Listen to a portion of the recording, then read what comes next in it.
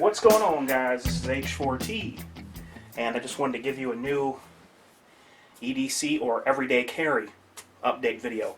But for those of you that like to see and get ideas from what I carry, I've only changed a couple of things probably. People still like to know and to see what other guys out there are carrying. So I'm going to start off from my left front pocket, and what I have in there is the iPhone 5. These are a really good phone. I haven't had any issues or anything to speak of that's wrong with this, or anything that I've had trouble with. It's been a really good phone, and I've had no problems with it whatsoever.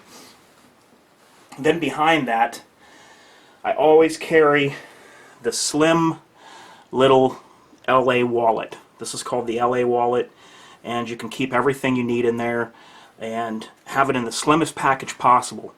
So you can keep both an iPhone and that in the same pocket. Now, where I carry wallet and phone, and this may vary depending on who you are and how you like to do it, is I carry this front left pocket.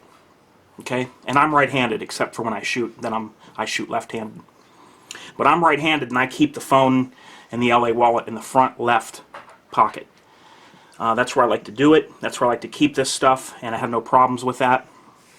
And I like to keep my knife in my right front pocket, and I don't like there to be a lot of stuff behind or around the knife and making that area bulky. So basically the knife pretty much has that pocket to itself unless there's keys in the bottom of that pocket. So that'd be front left pocket, iPhone 5, LA wallet. I got cargo pants on, guys. So there's another little pouch underneath your front left pocket, and in there I would have the Leatherman Squirt PS4. You know what? A couple of these tools are really hard for me to get out of there. I'm not as happy or as pleased as I could be with that multi-tool. I do like it for its size, and I do like the pliers, and probably the most used thing on here, and is easy for me to get out every time, is the scissors. Okay, but I was out somewhere and I needed to get one of the screwdrivers out, and it was not happening. I mean, I about bent my nail all the way back and folded it in two, felt like, trying to get these screwdrivers out. So I wouldn't rate this tool real high, because I actually needed something else. We were laughing out there in the field because I actually needed something else, another tool, to open this tool, to get these screwdrivers out.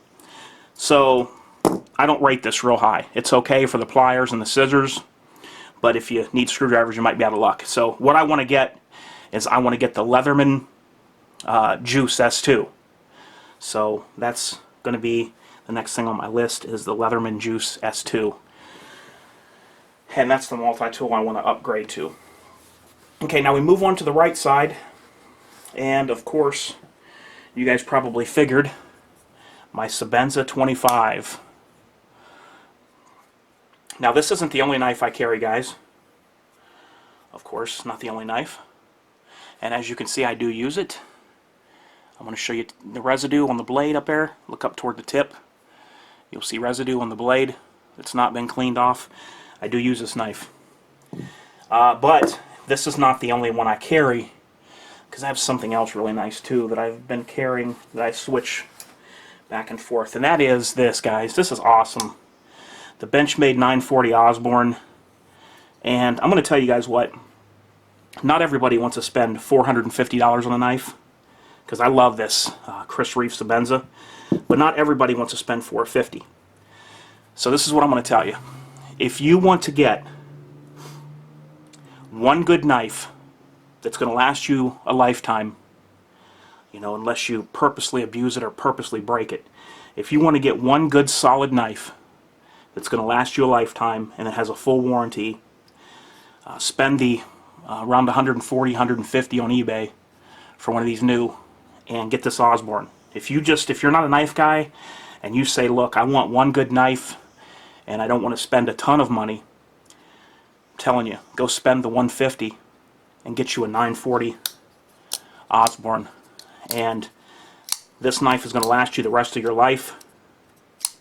Benchmade will sharpen it for you for free, and you don't even have to worry about that part of it. So if you're not really like a knife collector or a knife guy, but you want one good one, I'm telling you right now, go with that Benchmade 940 Osborne. You will not be sorry that you did. I've been getting a lot of use on that, and I like it. Okay, now, this is another thing that I changed here, is as for lights, I am now EDCing this ThruNite Lynx. It has the Cree XM-L2 U2 LED. And I gotta tell you guys, this light is awesome. And probably one of the best features about this light is I do have a unboxing review up, is the ability to take and pick your own brightness for each setting. So I'm going to hold the tail cap switch in. See this dim all the way down? And then it's going to blink when it gets to the bottom. Okay. Now I'm going to let it ramp up in brightness. Now at any point I can stop it, and I can set that as one of my brightness modes. So I have full control from 2 lumens, I believe the lowest is 2 lumens, to 1,000 lumens. I have anywhere in between there to set my brightness settings on this switch. So it's fully customizable. I've never had a light that was like that before. And I've come to find that that's one of the most useful features that I could have on a light, is the customizable brightness settings. It's exactly what I need, and I can change it if the circumstance changes. So there's a momentary switch right here. You cannot switch this setting, momentary 1,000 lumens. And then there's the one I just set for you guys. It's got strobe, all that good stuff. Now I strobed myself in the house, and it wasn't even all the way dark. Put it a couple feet in front of my face and hit the strobe on it. And this was one of the most disorienting things that I have had in front of me. It was impossible for me to, it felt like, I don't know, it felt very disorienting. And everything was like, it looked like bright purple flashes in front of my eyes, and I couldn't keep my eyes open. And even with my eyes closed, the 1,000 lumen strobe was still affecting me. I could not hold this on strobe in front of my face for more than just about a second, maybe a second and a half. That's about all I could do with that. And then after I took the light away, I still was seeing all this different colors and different things, and it was hard for me to see for a little while. And the thing is with these, it gets even worse the darker it is. And that was with an overhead light in the house that had me that disoriented. So this is a tactical light. So you have that. You know, you may never even need a strobe to use on somebody to get them away from you. But I do believe on this light that the strobe would work. I don't see how somebody could overcome that. When it actually felt painful to me when this was strobing in my eyes. You know, but even if you don't think you're ever going to need the strobe, this is a great light to have. Customize your own brightness settings, and you got the 1,000 lumens, and for anything you might need. Now, I've been carrying this since I've got it, just a few days now, and I find that in my 511 pants, this thing carries just fine. No problems at all. Now, if you don't have your 511 pants on, or your jeans, because I could carry that in jeans as well. So if you don't have your 511 pants on or your jeans, let's say you have dress pants on, and you have some things like that, that you may not want to put something this big in the pocket of dress pants because it's going to weigh that material down quite a bit. Well, then this is the light I recommend. This is the 4.7's Preon 2. And the thing I can tell you right up front about this light is I do not consider this a tactical light. Now, while this does have a strobe mode, the strobe is nowhere near what something like the Lynx can do. This is 160 lumens. This is 1,000. The strobe on this I would not rely on to deter someone or get them away from you on this Preon 2. This is to have a light when you're wearing very light clothes. Could be sweatpants, could be dress pants, anything with a real light material. This is going to weigh your pocket down. In jeans, this is fine. In 511, any kind of tactical pants, this is going to be fine. Cargo pants, fine. When you get to your lightweight material dress pants and sweatpants and things, you're going to have to go to something lighter, and you can go to this Preon 2.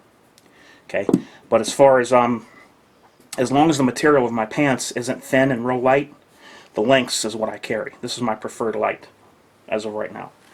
So also in these 511 pants, I can't always do this, but when I have the cargo pockets I do. I carry a spare 18650 battery for the links. So, you know, just a backup battery in case if I need it. I don't even notice this is there in my pocket. You know, you could just throw the battery in your pocket loose, or I could put 2 in there if I wanted. But I don't even notice this in my cargo pocket. So if I have on jeans or something, I don't do an extra battery. I just make sure the one in there is fresh. But if I have on cargo pockets, pants with cargo pockets and things, I'll go an extra battery. This comes in handy. Maxpedition Keeper keeps your keys free out of your pocket, and you know, free and out of the way of everything. So you just take and clip your key ring onto that. It has a little thing here. As you can see how much I've used this, how all the paint's going all over here from putting a key in and out. This is very handy. You know, it goes around your belt, and then it keeps your pocket free of having keys and a ball at the bottom of your pocket. Now your keys swing freely right on the outside of your pants, forward of where your tactical knife would be. Like your tactical knife is in your pocket here, your keys are a couple inches forward of that, hanging free, and then back from that is your tactical knife. So if you want to keep your pockets free, this is what you want to go with. Oh, how could I forget this? Okay, guys, Aegis Armory holster, okay? Really, really good holster. Nothing bad that I can say about that holster. It's been doing a great job. I use that all the time. One thing that really impressed me with the holster is the screws have never came loose yet. On pretty much every other in the waistband holster I've had that's similar to this, the screws have always came loose on me right here.